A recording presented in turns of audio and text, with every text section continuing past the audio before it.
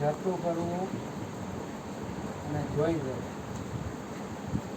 તો એના ઉપર એક પ્રસંગમાં છાપવામાં હતો.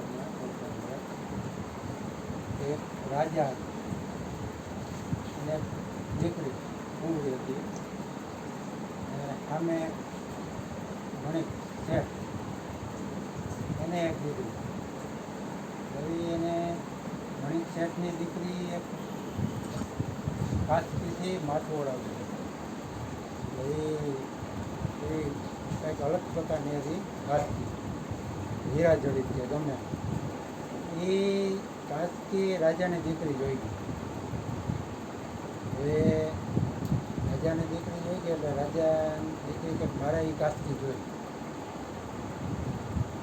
એટલે એને રાજાને કીધું. રાજા એ શેઠ ઓળખલા સેવકોને તો તમે ત્યાંથી કાચકી લઈ આવો, એટલે મારે રાજકુમારી જોઈ.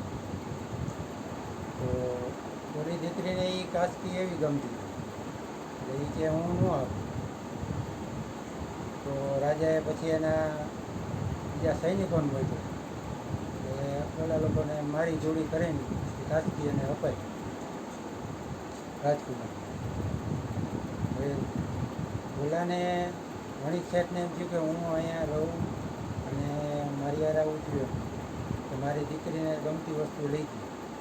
એટલે એણે શું કર્યું, એણે બીજા રાજ્યમાં જઈ અને બીજા રાજાને ચડાવ્યું કે ભાઈ હું તમને મદદ કરીશ, કે આમ બધી બાતમી મારી પાસે છે, તમે યુદ્ધ કરીને એનું રાજ્ય જીતી ગયું. એટલે ઓલા રાજાએ આવીને એનું યુદ્ધ કર્યું ને એનું રાજ્ય જીતી લીધું. ઓલા રાજાને મારી નાખ્યું. એટલે આ જતું કરવાનો મુદ્દો છે કે વાત કેવડી હતી. વાત માથું ઓળાવવા માટે ગમે એ કાચકી હાલે, બરાબર.